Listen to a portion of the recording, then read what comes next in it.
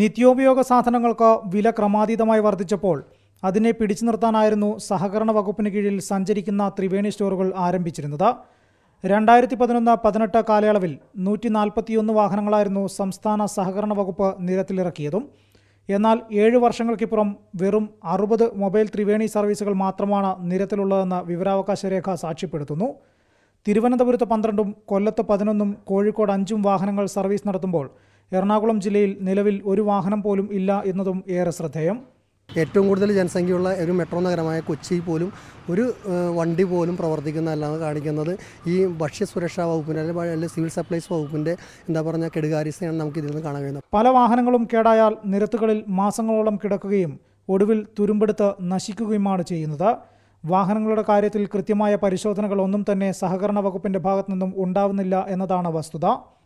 നിത്യോപയോഗ സാധനങ്ങൾക്ക് ദിനംപ്രതി വില വർദ്ധിക്കുമ്പോൾ സാധാരണക്കാർക്ക് കൈത്താങ്ങാവേണ്ടതാണ് സഞ്ചരിക്കുന്ന ത്രിവേണി സ്റ്റോറുകൾ. പക്ഷേ എറണാകുളം പോലുള്ള ജില്ലകളിൽ ഒരു ത്രിവേണി സ്റ്റോർ പോലും പ്രവർത്തിക്കാത്തത് ഉദ്യോഗസ്ഥ തലത്തിലെ അനാസ്ഥയാണെങ്കിൽ സർക്കാർ അത് തിരുത്തേണ്ടതാണ്. കൊച്ചിയിൽ നിന്നും ക്യാമറമാൻ സ്വാതി കൃഷ്ണയ്ക്കൊപ്പം ബിജേഷ് ഉദ്ധവ്.